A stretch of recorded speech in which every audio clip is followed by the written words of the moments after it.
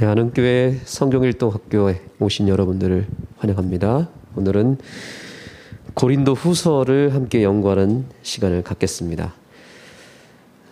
지난 한 주일 동안 우리 성도님들께서 저와 또 저희 가정을 위해서 기도해 주시고 염려해 주시고 그런 덕분에 정말 빨리 이 코로나가 지나갔습니다. 그래서 이제 건강한 모습으로 여러분들을 다시 만나 뵙게 되니까 너무 기쁘고 또 하나님께 큰 영광과 찬양을 올려드립니다. 여러분들도 코로나 조심하시고요. 아직까지는 마스크를 잘 쓰시고 다니셔야 될 것 같습니다. 그래서 이 겨울을 잘 지나갈 수 있도록 마스크도 잘 쓰시고 또 물 많이 잡수시고 그렇게 관리를 잘 하시면 좋을 것 같습니다. 우리가 지난 화요일 날 영상을 통해서 방송을 통해서 고린도 전서를 이제 배웠습니다.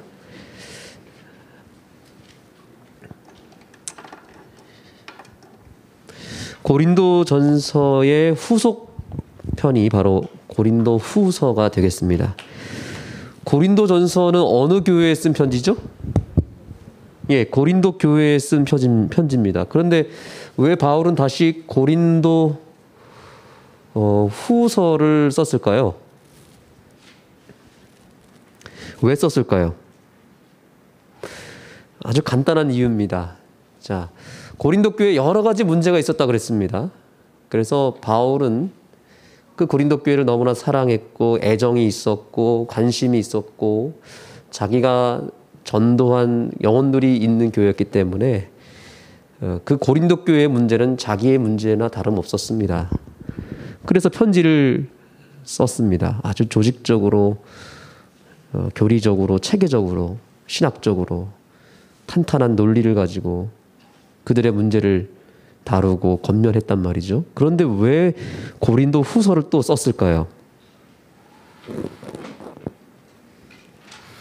대답해 주셔도 좋습니다.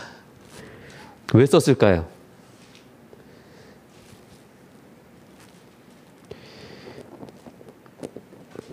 그 이유는 바울이 권면한 것이 먹혀 들어갔다는 얘기예요? 안 들어갔다는 얘기예요? 예? 네, 맞습니다. 바울이 권면한 그 내용들이 전달은 잘 됐는데 디모데를 통해서 전달은 됐는데 일부는 그 바울의 말을 듣고 그 삶을 고치고 시정하고 개혁을 시도했다면 아주 완강하게 바울의 메시지를 거부하고 끝까지 저항했던 무리들이 있었던 것입니다. 그 이유 중 하나는 바울의 그 사도권에 대한 정통성에 문제가 있다고 생각을 했고 바울은 우리에게 이렇게 말할 자격이 되지 못한다라고 생각을 했던 것 같습니다. 그래서 쉽게 오늘날로 말하면 당신이 뭐 목사니 장로니 집사니 그 자격이 뭐가 있느니 이렇게 물어본 거죠. 아무것도 명분도 자격도 없는 사람인 것 같은데 왜 우리한테 당신이 이래라 저래라 간섭하느냐 이제 이렇게 얘기를 하는 것입니다. 그때나 지금이나 심각한 문제를 가진 교회는 여전히 있었다는 사실입니다.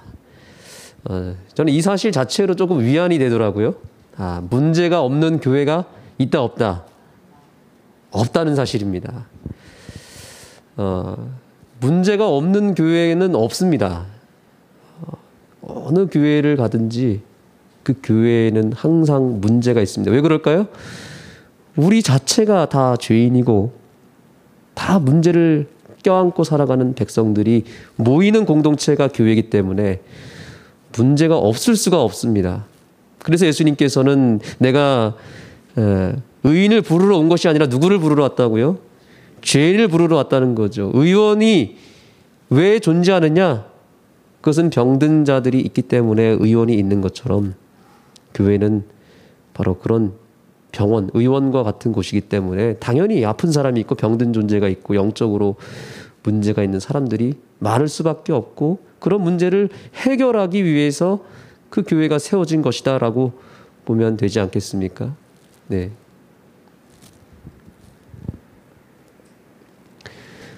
그래서 이 자체로 좀 뭔가 좀 위안이 되기도 했고요. 또 한 가지는 바울이라고 하는 위대한 당대의 가장 위대한 사도가 편지를 썼는데도 고쳐졌다 안 고쳐졌다? 안 고쳐졌다는 거죠. 바울이 이렇게 설교를 하고 바울이 개입을 했는데도 해결하지 못하는 교회가 있었다는 겁니다. 그러니까 예수님도 그런 얘기 하잖아요. 예수님도 유다만큼은 뭐 하지 않았습니까? 유다만큼은 건지지 못하셨어요. 그래서 바울이 개입을 해도 이 고린도 교회가 쉽게 바뀌지 않았다는 사실입니다. 그런데 문제는 바울이 포기하지 않았다는 사실이에요. 저 같으면 아니 이렇게 정성을 다해서 애정을 다해서 그 교회를 위해서 성심성의껏 권면했는데도 불구하고 듣지 않는다면 그래 그럼 알아서 해라 이렇게 포기하고 말 텐데 게다가 자기 개인 신상에 대한 공격을 하고 있는 이 교회를 향해서 바울은 얼마든지 그 교회 말고 다른 교회도 많았을 텐데 포기하지 않고 끝까지 그 교회를 위하여 권면을 또 했다는 것입니다. 그게 바로 고린도 후서입니다. 그래서 고린도 전서는 그 문제에 대해서 논리적으로 교리적으로 신학적으로 접근을 했다면 고린도 후서는 완전히 정반대입니다.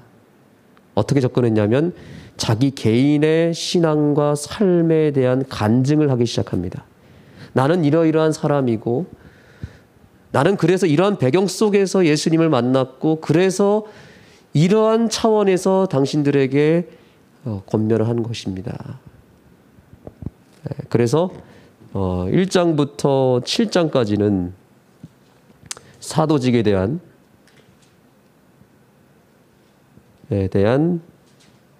변호입니다. 변호 및 명분을 설명해 주는 것입니다. 그리고 8장과 9장 연보라고 합니다. 연보 혹은 이것을 헌금이라고도 할 수 있습니다. 목적 헌금이죠. 오늘날로 치면 도루가 헌금이죠. 연보에 대한 권면입니다. 이 고린도서는 구조 자체가 굉장히 비조직적입니다. 아주 그냥 편안하게 중구난방으로 쓰여졌어요. 그래서 이렇게 사도직에 대한 변호를 하다가 또 그 교회의 어떤 목적 헌금을 좀 호소하다가 여기서 끝나려고 하다가 보니까 또 뭔가 또 생각이 났던 것 같아요. 바울이. 그래서 이번에 다시 10장부터 마지막 13장까지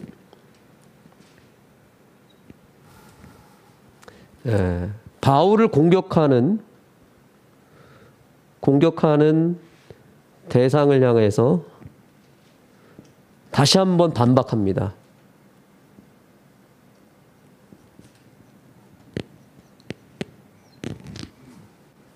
네. 아주 강하게 반박을 합니다.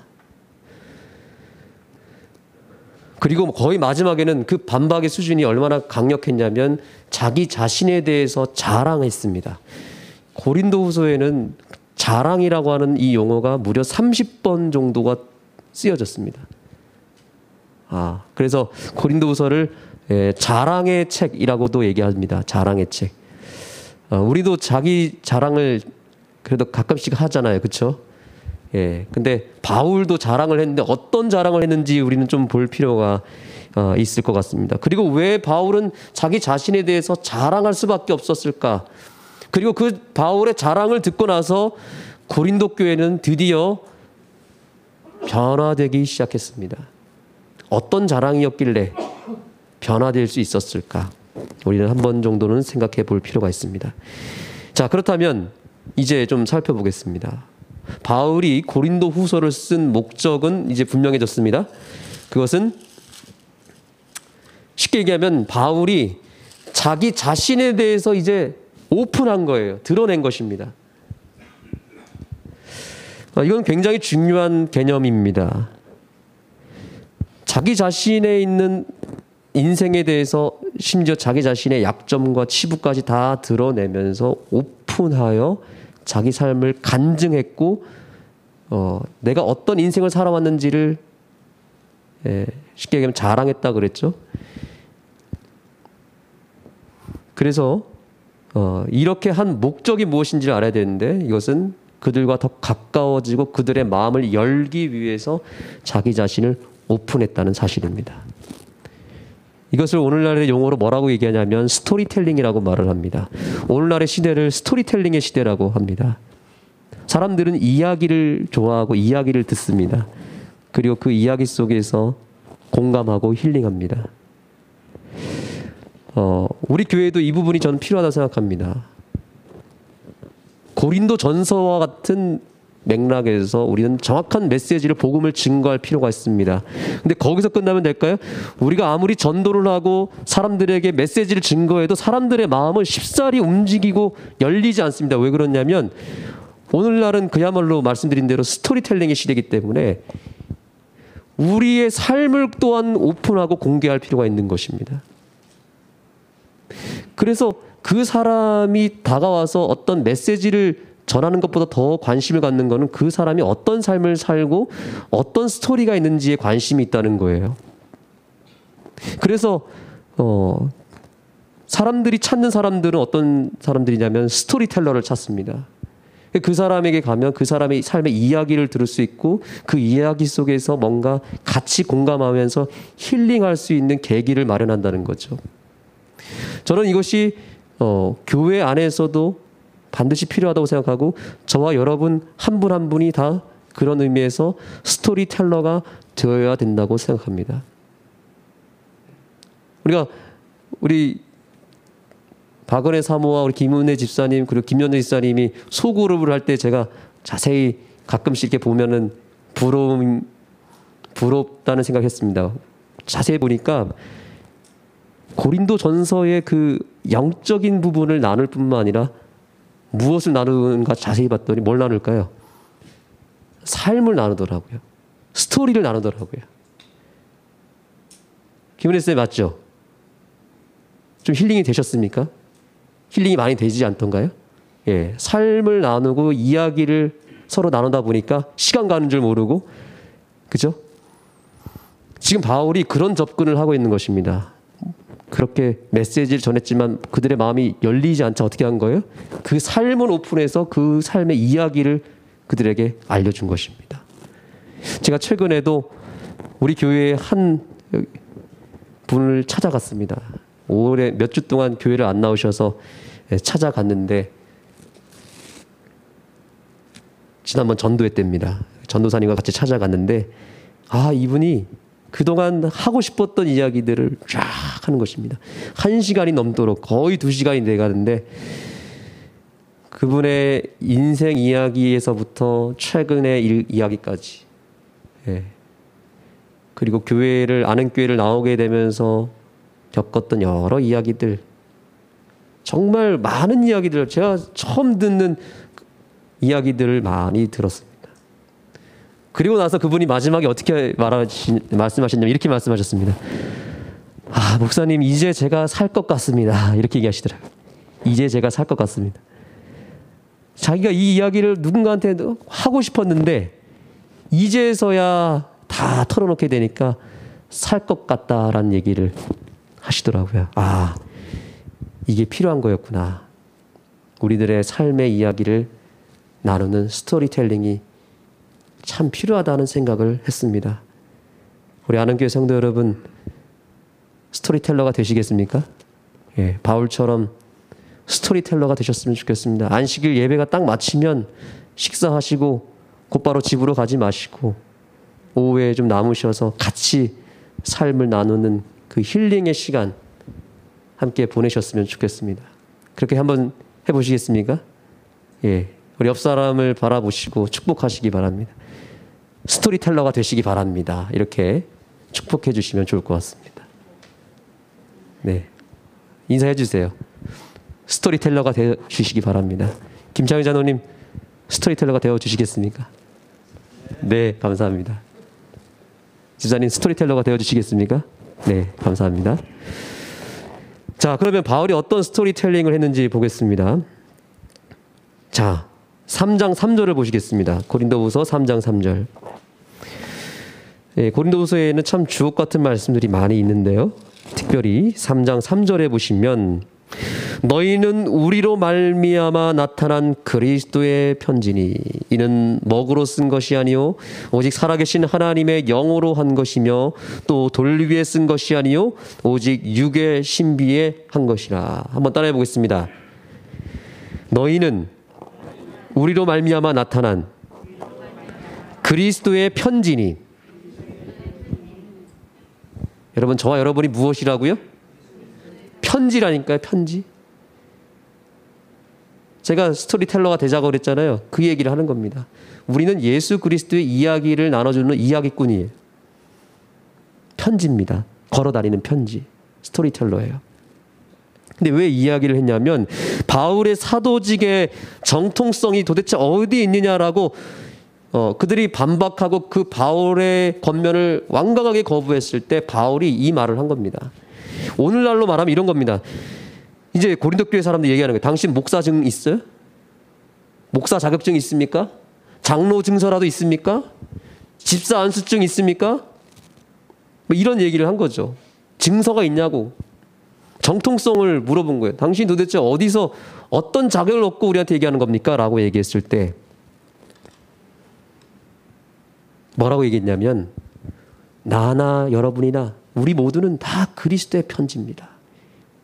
저는 증서는 없습니다. 그러나 제 마음속 신비에 뭐가 새겨졌다는 거예요?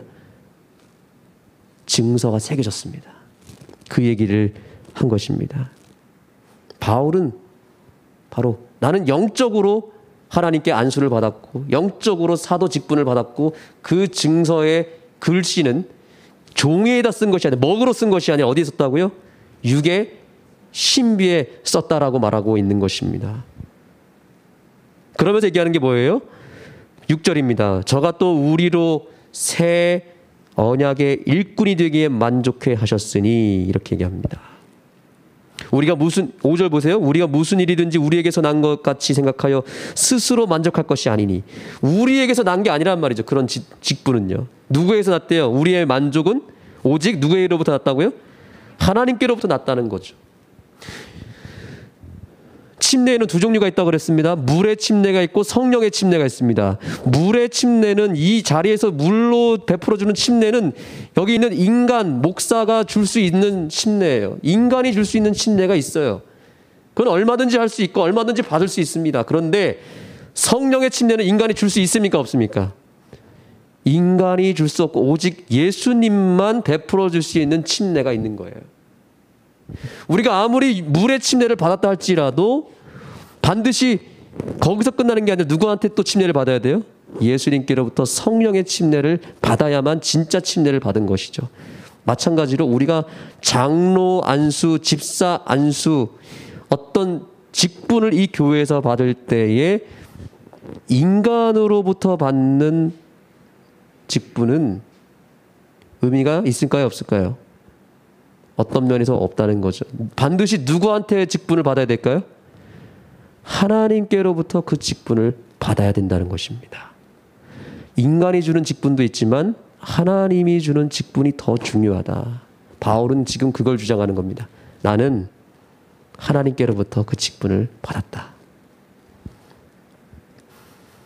제가 동종원 앞에 목회 시험을 볼 때 정말 그 치열한 경쟁률 속에서 시험을 치러야 되는데 너무 마음이 조급해지기 시작했습니다. 그래서 마지막 전날 이런 기도를 제가 했던 기억이 있습니다. 하나님, 저는 동중원 합회 목사가 되기 전에 하늘 합회에 채용이 되었으면 좋겠습니다. 우리 주님께서, 예수님께서 저의 합회장이 되어주셨으면 좋겠습니다. 제가 혹 동중원 합회 시험에서 떨어지더라도 하나님 하늘 합회에는 좀 합격이 될 수 있도록 저를 채용해 주십시오. 그리고 주님이 저의 합회장이 되어 주시기 바랍니다. 이렇게 기도했던 기억이 있습니다. 여러분, 우리는 다 하늘 합회에, 하늘 교회에 사도직을 받은 주의 백성이 되었다는 사실을 믿게 되기를 간절히 소망하고, 저와 여러분이 그런 면에서 그리스도의 편지가 되었음을 인하여 감사하는 이 저녁이 되었으면 좋겠습니다. 그럼에도 불구하고 바울은 여러 성도들로부터 공격을 받고 비난과 협박을 받았습니다. 핍박을 받았습니다. 그런 상황에서 여전히 낙심하지 않았던 이유가 있습니다. 그것이 4장에 나타납니다. 그 첫 번째 이유, 4장 5절입니다. 다 같이 읽겠습니다. 4장 5절 시작. 우리가 우리를 전파하는 것이 아니라 오직 그리스도 예수의 주 되신 것과 또 예수를 위하여 우리가 너희의 종이 된 것을 전파함이라. 아멘.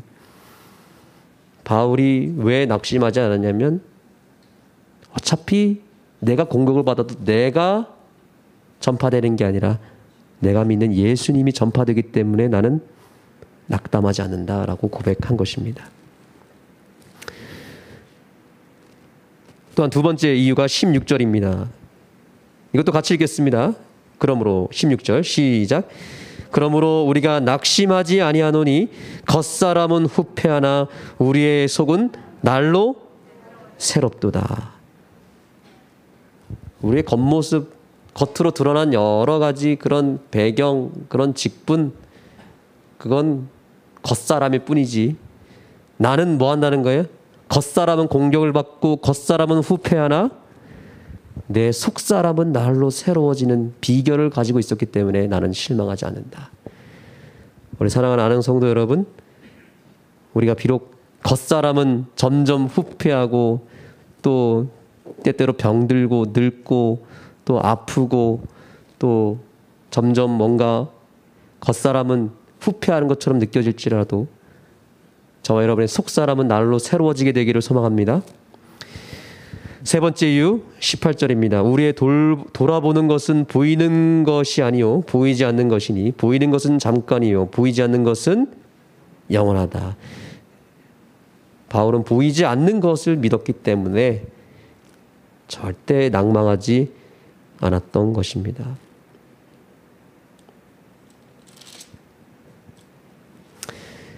네. 그래서 바울은 드디어 6장에 가서 이렇게 고백합니다. 6장 7절입니다. 진리의 말씀과 하나님의 능력 안에 있어 의의 병기로 좌우하고 영광과 욕됨으로 말미암으며 악한 이름과 아름다운 이름으로 말미암으며 속이는 자가 같으나 참되고 무명한 자 같으나 유명한 자요 죽은 자 같으나 보라 우리가 살고 징계를 받는 자 같으나 죽임을 당하지 아니하고 근심하는 자 같으나 항상 기뻐하고 가난한 자 같으나 많은 사람을 부유하게 하고 아무것도 없는 것 같으나 모든 것을 뭐 했다고요? 가진 자로다. 왜 이런 말을 했습니까?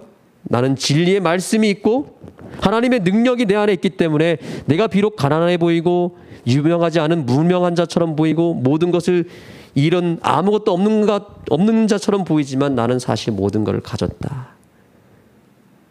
한번 따라해 보겠습니다. 한 길만 가는 사람은 두려울 것이 없다. 바울은 오직 한 길만 갔습니다. 사명의 길, 선교의 길, 말씀의 삶을 살았기 때문에 전혀 두려울 것이 없었던 것입니다. 아무것도 가지진 않았지만 하나님의 그 말씀의 능력, 복음의 능력을 소유했기 때문에 그는 모든 것을 가진 자로 살았던 것입니다. 그래서 그는 담대하게, 아주 당당하게 그렇게 백성들을 향해서 나아갈 수 있었던 것입니다.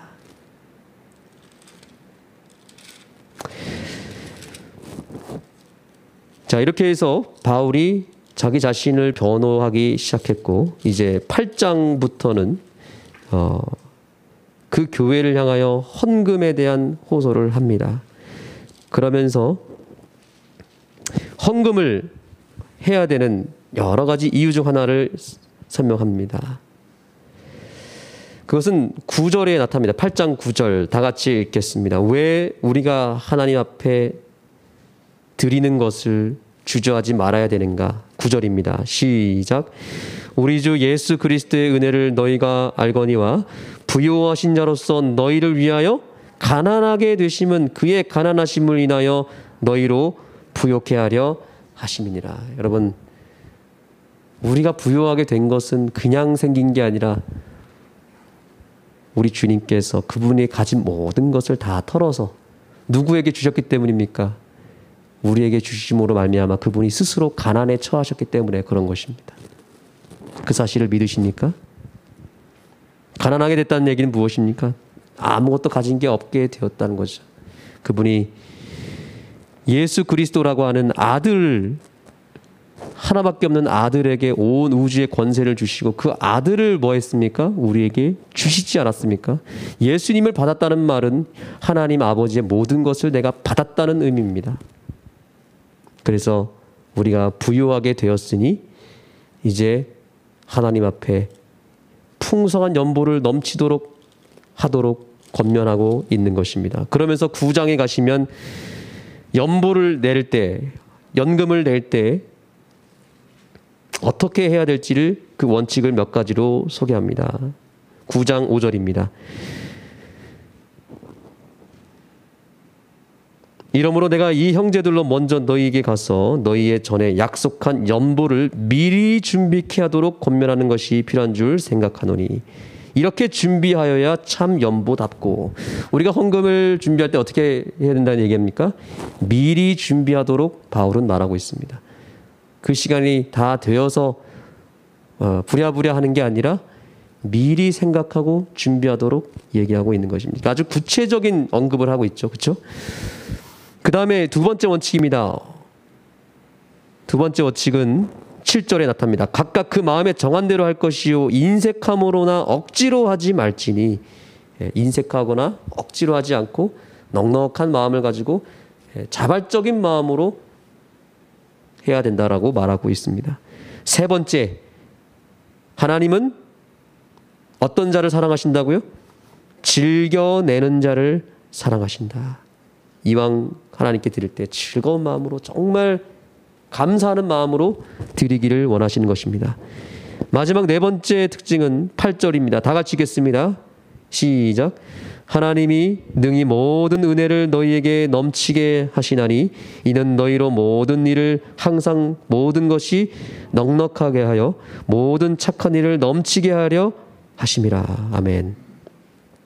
적게 심는 자는 적게 걷고 많이 심는 자는 많이 거둘 것이라고 하는 하나님의 이 헌금의 원칙을 우리에게 바울은 권면하고 있는 것입니다.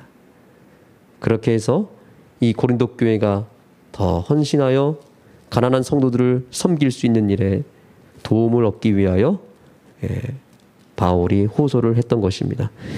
그렇게 해서 이제 10장부터는 바울이 자기 자신에 대해서 다시 한번 변호를 하는데 아주 강하게 자기 자신을 이제 자랑하기까지 합니다. 무엇을 자랑했을까요? 아까 뭘 자랑했을지 우리는 봐야 된다 그랬죠? 무엇을 자랑했을까요? 자, 우리 11장을 보겠습니다.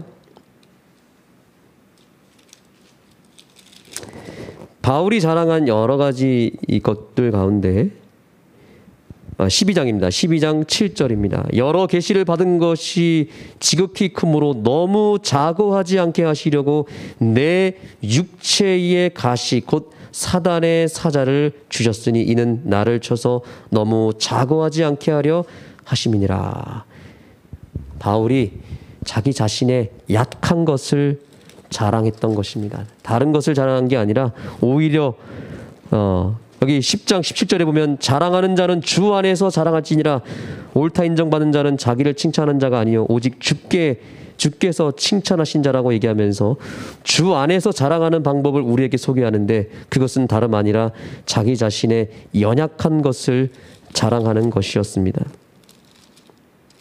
그래서 특별히 바울은 자기의 몸에 아주 큰 심각한 육체의 가시가 있었음을 고백하면서 그가 아주 심각한 질병에 처해 있었고 불치병을 갖고 있었는데 그것으로 인해서 자기가 엄청난 고생을 했고 그 와중에서 하나님의 은혜를 발견했다라고 그는 고백하면서 그의 약함을 자랑했던 것입니다. 그래서 드디어 11장 16절 이후로 보시면 17절입니다. 11장 17절. 내가 말하는 것은 주를 따라 하는 말이 아니요 오직 어리석은 자와 같이 기탄 없이 자랑하노라. 여러 사람이 육체를 따라 자랑하니 나도 자랑하겠노라 라고 하면서 자기의 이제 약한 것을 자랑하는데요. 23절을 보시겠습니다. 내가 수고를 넘치도록 하고 옥에 갇히기도 하고 매를 수도 없이 맞고 여러 번 죽을 뻔했다라고 얘기합니다. 40에 하나 감한 매를 5번 맞았으며 3번 태장으로 맞고 1번 돌로 맞고 3번 파선하였는데 일주야를 기품에서 지냈으며 그렇게 하면서 그가 죽을 뻔한 여러 가지 수고하고 애쓴 그런 일들을 그가 자랑합니다. 이 외의 일은 고사하고 오히려 날마다 내 속에 눌리는 일이 있으니 곧 모든 교회를 위하여 염려하는 것이라. 누가 약하면 내가 약하지 아니하며 누가 실족하면 내가 애타지 아니하더냐. 내가 부득불 자랑할진대 나의 무엇을 자랑한다고요? 나의 약한 것을 자랑하리라. 이렇게 자기의 약한 것을 자랑하면서 그는 하나님의 사랑을 더 크게 나타냈던 것입니다. 여러분, 소나무가 피톤치드가 어디서 나타나는지 아십니까? 소나무에 상처를 가하게 되면 그 상처 속에서 다른 존재를 치유하는 피톤치드가 나온다고 말하고 있습니다. 바울이 왜 자기 자신의 그 아픔과 그 고난 속에서 누렸던 여러 그 슬픔의 역사들을 공개했을까요? 바울의 그러한 고백은 하나님은 우리의 약함을 통해서 나타나고 우리의 실패를 통해서 더 크게 역사하신 하나님을 바울이 믿었기 때문에 그의 약함 속에서 역사하셨던 예수 그리스도의 능력을 소개하기 위하여 그의 아픈 역사를 소개했던 것입니다.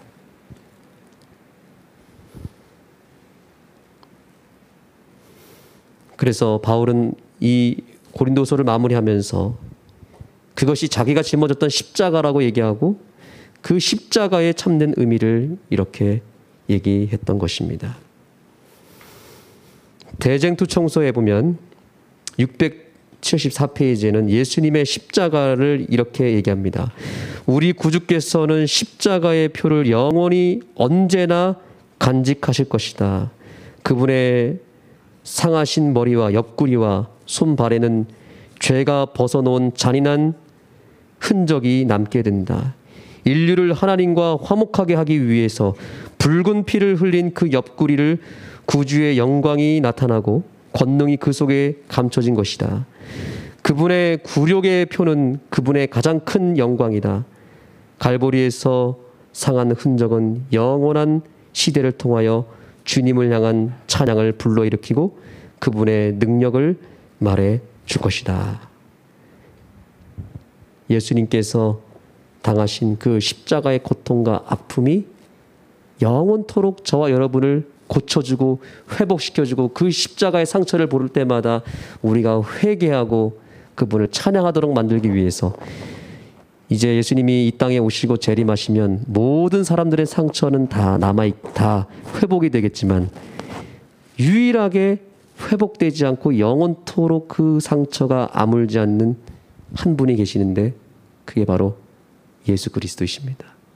그래서 그 예수님의 그 옆구리와의 상처와 십자가의 못자국은 영원토록 지워지지 않고 회복되지 않는다고 기록하고 있는 것입니다. 어디에서도 볼 수 있다고요? 하늘에서도 볼 수 있다. 그래서 영원토록 그것에서 우리는 뭘 받는 겁니까? 영원의 피톤치드를 받는 것입니다. 그래서 바울이 그 삶을 오픈하면서 고린도 교회 성도들에게 나도 이렇게 십자가를 짊어지고 여기까지 와서 하나님의 사랑으로 은혜로 살고 있으니 여러분도 그렇게 되셨으면 좋겠다라고 얘기하면서 스토리텔링을 통하여 고린도 교회 성도들을 회복시켰던 것입니다. 우리 아는교회 성도들도 이제 그동안에 여러분의 삶에서 역사하신 하나님을 고백하고 삶을 나눔으로 말미암아 이 지역에 있는 많은 사람들, 우리 주변의 가족들을 회복시키는 일에 함께 나아가는 우리 이 시대의 바울이 되기를 소망하며 말씀을 마치겠습니다. 기도하시겠습니다. 하나님, 오늘 고린도 후서를 통해서 바울의 삶의 스토리를 잠깐이라도 보게 해주시고 그의 자서전적인 인생을 우리에게 보여주셔서 또한 우리도 어떠한 삶을 살아야 될지를 깨닫게 해주셔서 감사합니다. 하나님, 우리들의 삶에도 여러 아픔이 있고 실패가 있고 또한 우리에게도 눈물이 있습니다. 육체의 가시가 있습니다. 그러나 그 모든 것들이 하나님의 사랑과 십자가의 능력을 나타내기 위하여 하나님께서 우리에게 특별하게 지니도록 허락하신 섭리였음을 깨닫게 됩니다. 이제 우리들의 삶의 이야기도 바울의 아름다운 십자가의 이야기가 되게 해주시고 복음이 되게 해주시고 그리스도의 편지로서의 삶을 살아갈 수 있도록 우리들의 삶을 다시 한번 새롭게 하여 주시옵소서. 예수님의 이름으로 간절히 기도드립니다.